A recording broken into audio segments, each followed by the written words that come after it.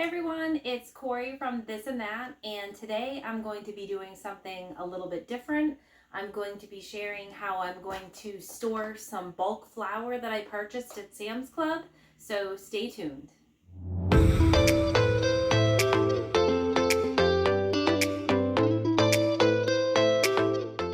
So I've started to buy different foods in bulk, especially dry goods. The prices of everything just keep going up. I've been doing a ton of baking. I'm going through a lot of 5-pound bags. So when we were at Sam's Club, these bags were pretty inexpensive. I think this was $9.67 and this was $11.68, something similar to that. And it was cheap. I'm not a big fan of bleached flour, but it was a good deal, and for how much we've been baking, little steps of working towards getting better quality ingredients. You can only do what your budget allows you to do. So we grabbed a bag of each of these. They're each 25 pounds, and I figured, hey, I'll buy them, I'll see how long they last, and we'll go from there. So one of the things that I want to do is make sure that I store these so that way if I do take a while to go through them, they don't go bad. So I did a lot of research, and there are people who can it by vacuum sealing it inside a glass mason jar. People put it in the freezer, and you also have people who use the Mylar bags. I decided to go the Mylar bag route because I felt, for me personally, I've got some 5-gallon food grade buckets from Tractor Supply with gamma lids, and I can easily put these into 1-gallon size Mylar bags with some oxygen absorbers, and I'll be able to put these in the buckets and just kind of not worry about them for a little while. And then as I go through flour, I just take out a Mylar bag with the flour in it, and that works pretty good. Some people like to put them in bucket, just right in the bucket. They put them in the bag in the bucket. Some people put them in the freezer to kill any bugs or anything. I'm not going to do that. I don't have any space in my freezer, and nothing's going to live with the oxygen taken out of it anyway. So what I'm going to do is I'm going to get these into some Mylar bags. And here's about what the Mylar bags that I got. These are 1 gallon. And they're very easy to use because I've done this before with beans and rice. And somebody had given us a ton of, we call them chemical potatoes, but the little dried potatoes that you can make mashed potatoes with. The actual term is slipping. Instant potatoes. We always call them chemical potatoes growing up. So anyway, I'm going to fill each of these up and put an oxygen absorber in it. And then I'm going to push as much air as I can out. Mine have Ziploc bag tops. You take a hair straightener and you just go across and seal the top. I like these because I can at least use them once or twice. Even if I have to cut off the zipper part of it and just go a little bit lower, I'll get 2 uses out of these bags, so that's pretty inexpensive to me. I think, let me see, I think was there 30 in here? 30 bags and a ton of oxygen absorbers in this package too. These are all oxygen absorbers. I think there was 50 of them in here. Might have even been more than that. And there was also little labels that came with it too. So I think I paid $19 for these on eBay. So these will last me a while. They were pretty inexpensive. So what I'm going to do is I'm going to cut one of these open. I'm going to do an assembly line. So I'm not going to put the oxygen absorbers until to the very end, so that way I can open this, drop them in. For this size, I've seen anywhere where they say anywhere from 300 to 600 cc's. These are 400, so I'm going to use one 400, and I think that'll be sufficient because this isn't going to be really long-term storage for me anyway. So let me get one of these open. I'm not going to do every single bag because it will be here forever. So I'll do a bag, and then what I'll do is I'll come back at the end and show you what I've gotten before I'm ready to seal them up.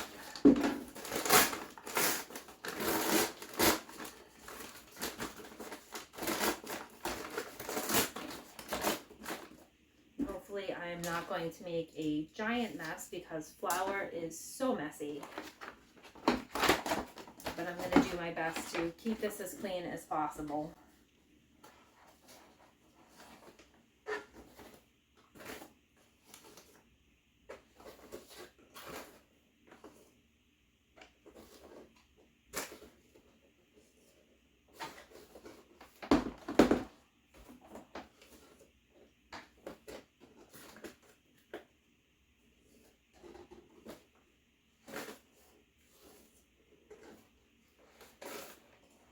I'll be curious to see how much one of these bags weighs and how much I get into each bag. I want to make sure I leave some space. And I mean, I still have quite a bit to go in there. So I'll probably get maybe 4 bags. Possibly 5, and if I need to get 5, I might just put them in something small, like a Ziploc. And all right, I think I'm gonna call that quits for this bag because I'm getting close to the top, and I want to leave maybe like an inch, a little tiny bit more. A little more will be okay. I think that's good. So what I'm gonna do is take this, and I'm gonna put it here to get ready to do the next bag, and I'll be back when I've done this bag, and I'll show you what I got. I'll get my hair straightener ready, and we'll get these sealed and ready to go. So I ended up with 5 bags of each type of flour. So if I break it down, the all-purpose flour cost me about $1.80 per 5-pound bag. And the bread flour cost me about $2.40 per 5-pound bag. So that's really not too bad. Like I said, I wish it was organic or I wish it was unbleached, but we'll start with this for now. I want to see how quickly I go through it or how slowly I go through it. And then I will see about saving up to buy some better quality flour. So I've already started to zip some of the bags so that all I have to do is kind of be like an assembly line and drop my oxygen absorber into the hole, push the rest of the air out, and then I've already got my straightener that's already preheated and ready to go. So since I'm on this side already, instead of knocking bags down, I'm just gonna go through and start pushing some of the air out, and you want to do this within like 15-20 minutes. And they're still soft, so I know my oxygen absorbers are good. I'll push the air out and seal it.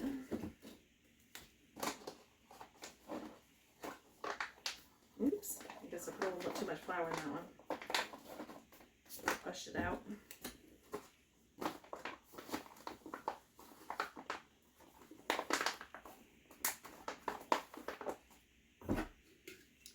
I was smart and I counted how many oxygen absorbers I actually had in this mason jar before I started, so I didn't have to go, oh no, I don't have enough, and have to go open some more.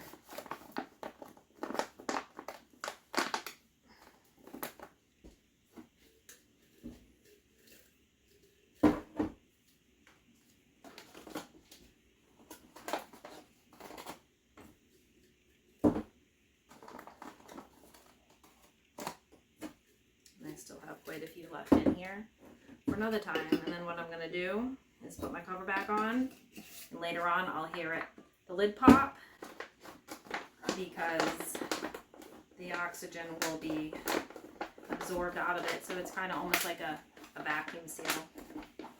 Pretty much is what it is.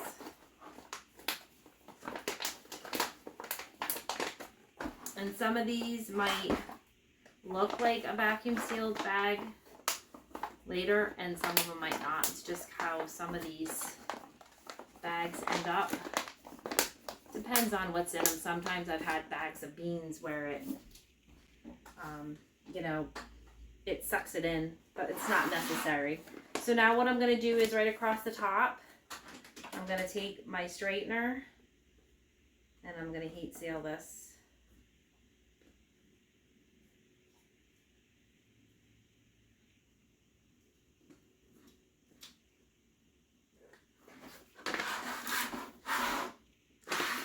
doesn't want to stand up for some reason. The bags have a little flour, so I'm just gonna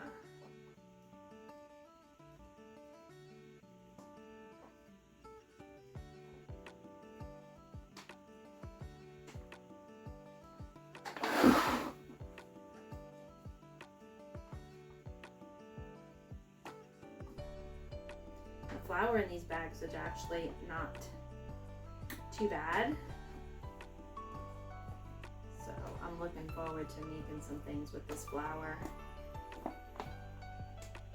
So I'll let people know. I read an article where somebody took King Arthur's bread flour and King Arthur's all-purpose flour, and they made breads, the same exact recipe, with King Arthur flour and with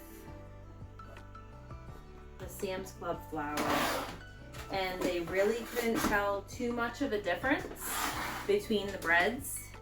I mean, the King Arthur, they said, was a little bit better, which obviously that makes sense, but it wasn't actually too noticeable. And if they did not have the other bread there beside it, people said it was absolutely delicious.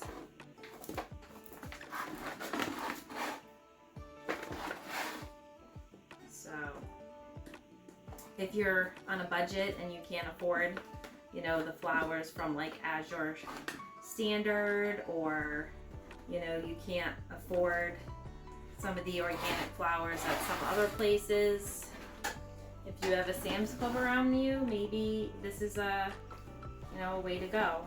But it's a way to at least have some stuff on hand. You know, after the pandemic and there was like no flour, you know, I don't want to hoard stuff, but I want to make sure that I at least have enough that if there's going to be a break in the supply chain of different things. I mean, we were probably one of few people who had toilet paper, because I always stock up at Sam's Club from toilet paper, so we were okay while everybody else was panicking. And I always have the freezer full of a lot of stuff, so we were pretty lucky with that, and we had a lot of canned goods. So there you have it. I don't want to stand up because I've been fiddling with them, but 5 bags of all-purpose flour and 5 bags of bread flour, all nice and sealed up with an oxygen absorber and sealed with heat. And shut this off. And next up, I'm going to I'll put these, like I said, in some 5-gallon buckets with gamma lids, and these will go down the basement where it's cool and dry, which is good this time of the year. And then it's nice because I can just pull what I need, and it's no different than going to the grocery store and buying a 5-pound bag of flour, only I'm shopping my basement instead, shopping my own grocery store.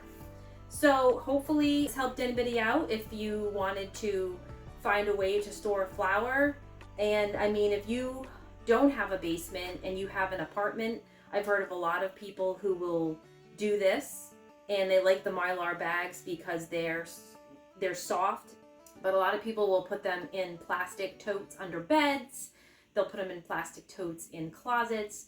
Just be aware, you know, make sure if you don't have a rodent problem or anything else, because these bags they're just plastic with like a foil and then another layer of plastic. So they are not something that, you know, is perfect. It's not, you know, it's not like glass where you're not going to get into the glass. Rodents can get into the stuff. So you want to make sure that whatever you're putting it in is something that you, A, are going to check up on it every so often, or B, it's going to deter them a bit. Another thing people do when they store flour is if they want to keep bugs away and things like that, they'll also put bay leaves either in the bags with the Mylar bags with the oxygen absorber, or they will just put it in a bucket, you know, with it's still in the bag, or just in a Ziploc bag. So there's a lot of different ways that you can store flour. This is just the way that I felt was easier for us, because I already had the Mylar bags and I already had the oxygen absorbers, and it was going to be easier to put these into buckets the way that they were. So if you have any questions, feel free to leave a comment in the comment section below. And I hope this video was helpful to anybody who's looking to store some flour in bulk and find a way to do it that's not too expensive. So as always, my friends, stay safe and be well, and thanks for checking out another one of my videos. Take care.